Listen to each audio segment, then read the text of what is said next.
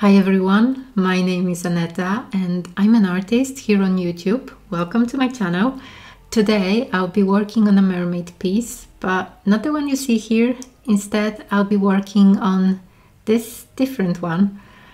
Unfortunately, I ran into some issues with my original design and I had to start over from scratch. Deciding to start over wasn't easy, but I managed to get into the right mindset and recreate the previous sketch. You should know that I have a wall in my living room that I want to fill only with my own art. First and foremost, I want to make my home a cozy, artsy space. Additionally, when I have guests over, they sometimes ask if the art in my studio corner is mine. It's actually not. I like to surround myself with prints from artists who inspire me. It's not that I worry about what others think, but when I talk about my passion for art, as silly as it sounds, I prefer to have my own work on display as a sort of proof. So, I had an idea for a piece with a mermaid motif, but I ran into some issues. I wanted to seal the sketch to prevent smudging when using water media and to preserve some of the sketch's lines. My goal was to avoid unwanted smudging and keep as many details as possible. So I came up with the idea of using Liquitex matte medium. I did some tests and it seemed like a reasonable approach. I also decided to add Daniel Smith transparent watercolor ground because I anticipated that painting directly on the sealed surface might be challenging. It didn't work out well. When I started adding color, the surface began to peel off, so this time I'm going to use a more traditional approach. I'll also scan this piece, so if it doesn't work, I can finish it digitally. For the background, I'm using these handmade watercolor paints I got on Etsy. They're my first paints like this. I bought a few pans and got one for free, which was very kind. I love the magical nighttime feel they have. They've already given me some inspiring ideas for future paintings. They fit perfectly with the mermaid theme, and the name of the paint, Endless Abyss, really adds to this feeling. I also used a lovely Porto paint in my last attempt, though I'm still deciding whether to include it in this new piece. To create a good contrast, I'll layer the background with acrylic inks. I'm thinking about blending sap green with one of my blues, maybe a muted turquoise. I'm not sure yet. That's the plan for this piece. I also want to share my no-buy year in 2025, explain my reasons for it, and maybe discuss it with you. I would love to hear your thoughts, so let's dive into the painting process.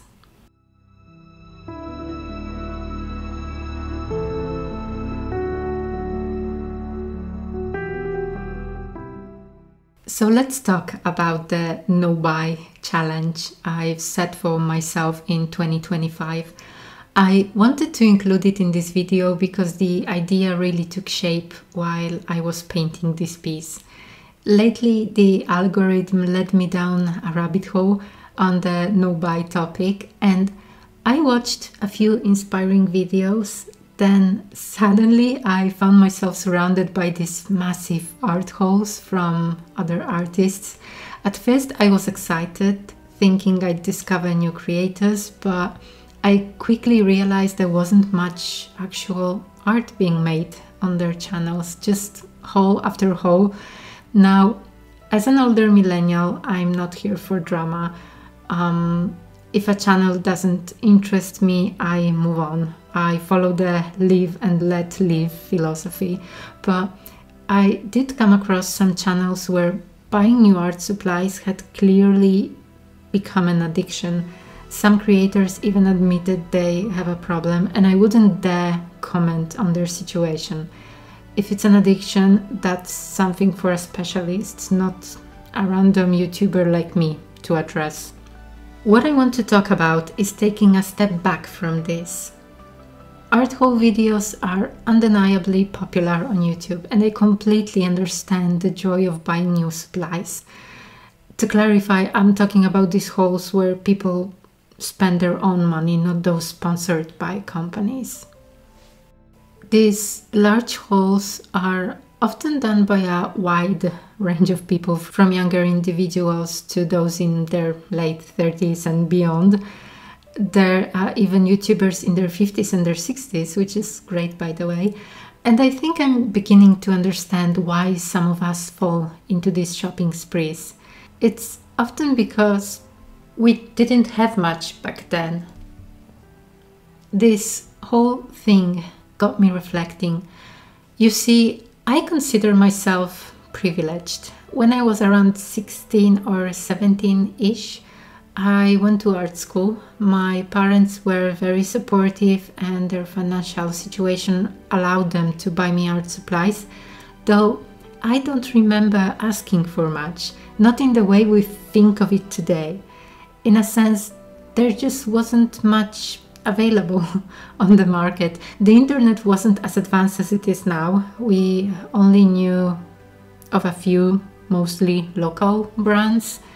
I remember having two shops in my area. One was a stationery shop when we bought paper and poster paints, and trust me, I became a master of poster paints. That's what we used most often. The other was one of those upscale shops selling things like colored pencils in fancy wooden boxes that cost a fortune.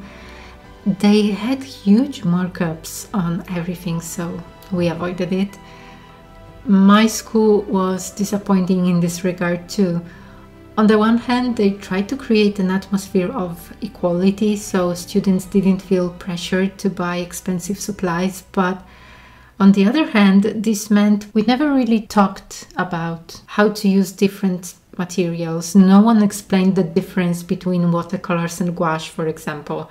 Some kids would bring acrylics at some point and obsess over them, but the rest of us would just shrug, and move on.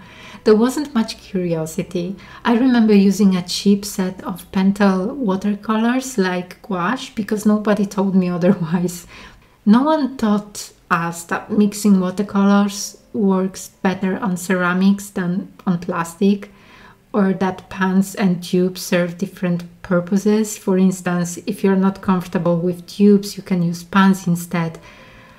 I don't know, maybe I was too young to grasp those details, but when I spoke with my old friends, they had the same memories, so there must be something to it. I only started learning when I finally gained access to the internet, especially when I discovered DeviantArt. That's when I saw artists using markers and watercolors together. This happened after I finished school, at a time when I stepped away from creating art because I felt burnout and uninspired. I was more of an art appreciator than a creator back then. But a few years later, I decided to get back into it. And I remember that day so vividly. It was a beautiful autumn day in 2009. I went to a proper art shop, a bit further away, but affordable. That day I made my first real art haul, a beautiful 72-piece set of watercolor pencils, some brushes, paper, a bunch of lead-rosette markers. Now they are produced by Winsor & Newton, and my first student grade set of watercolors, a 12-pan set of White Nights. When I got home, I felt something special. I was so excited to use them, and I created many paintings with those supplies. The joy of creating with them is indescribable. I've never quite been able to recapture that feeling. I was mesmerized by the flow of the paints and realized how many opportunities I had missed simply because I didn't know how to use the right tools. Years passed and my enthusiasm for art slowly faded. I was busy with university, finding a job and meeting my future husband. You know how life goes. Creating art became a distant memory, but one day the creative spark returned. At that time we were living in the UK and all my art supplies were still at my parents' house in Poland. We were renting a tiny apartment with just one small round table for two, but there was this beautiful art shop in Bristol, and when that long forgotten urge hit me, I went there. Unfortunately, I didn't ask for help, so I missed out on getting advice on things like which paper would suit my needs best. I ended up buying supplies I was somewhat familiar with, some paper, markers, and a set of Derwent Inktense pencils, which I love and cherish to this day. I started drawing again in the way I used to, though I didn't do much at the time. Still, it was fun. A few years later, we moved to Italy, where we live now, and I finally had the chance to explore the world of art supplies more fully. It was like opening a Pandora's box. When it came to watercolors, I wanted to try different brands. At that time, I had a Schmincke Academia palette, and I was curious to see how it compared to the Horadam line. I also discovered Daniel Smith watercolors, so of course I had to give them a try. You know how it is, the fear of missing out kicks in when all the YouTubers are obsessing over a product and suddenly you want it too. And don't even get me started on Roman Szmal. Buying those paints in Poland is still cheaper than buying them abroad. Eventually I reached a point I had dreamed of, a place where my curiosity was satisfied. Which brings me to the next part of this topic. When is enough actually enough? I know some people consider themselves collectors, and I don't criticize that. Trust me, there are channels out there that I absolutely adore, and I love watching those artists watch new products. I feel their joy, sometimes the same joy and excitement I experience myself. After all, we don't know how long we have on this planet, but I also started asking myself, when is enough truly enough? Just last week I picked up some new paints, not many, promise, just a few, because I want to reorganize my watercolor palette, what I consider my main one. It's a palette I've built over time, and now I want to swap out a few colors to make it feel more intentional. It's exciting that I can do this, but at the same time, it's not the humble set of 12 watercolors that once brought me so much joy. Now it's a massive set of 60 plus colors, and deciding what to use has become an extra task. It's still fun, but not as pure and simple as it used to be. I know paints differ in pigments, and putting aside the nerding out over pigments, how many shades of yellow do you really need? Can you even honestly tell them apart? In my last mini haul, I was choosing between Roman Szmal's Pompeii's red and I think Veronese red. I didn't care much about the pigment details. I picked the one whose name I liked more because to me the shades were identical. Having access to so many options is a blessing in disguise. As I said before, I don't judge other artists. I don't live in their wallets and I'm not counting their money. I don't. It's a personal choice. But I can control my own life. And in 2025, I want my focus to be purely on creativity. Right now, I have a small channel. Today, while recording this video, I have over 800 subscribers. Thank you very much, by the way. I don't know if I'll ever get monetized or if a brand will reach out to me one day to test their products, but I do know that I won't be buying anything for myself for an extended period. With the supplies I've accumulated, I'm prepared for any sort of don't leave the house apocalypse. Now it's time to use them as they're meant to be used, to create art, not to sit unopened under a pile of other things. They deserve to be used. I want to form a connection with them, understand them deeply, and create new memories that will stay with me hopefully forever. It's like taking a step back from the noise of consumerism and going back to the roots of why you started creating art in the first place. And one last thing for those of you who aren't using your art supplies because you're worried about wasting them. Maybe you have an expensive palette and you don't want to touch it. Guys, this is just stuff. If you run out of a color, you can always replace it, and it will probably bring you more joy than letting an untouched set sit around because of its price. The real value comes from using your supplies. Things don't have meaning by themselves. They only gain meaning when we use them.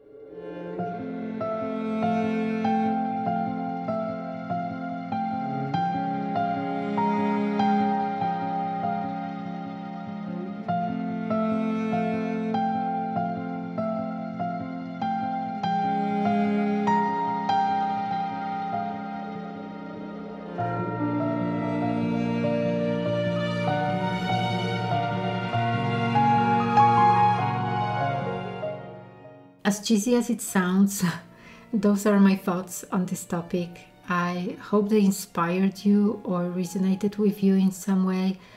If even one person out there feels the same, that's more than enough for me. So, thank you. And just a few final words about the painting I created. I had a hard time with her hair. I had to redo everything because I pushed myself to keep working instead of taking a break when I needed one. I made some mistakes and added too many layers of gouache, which made it a bit messy.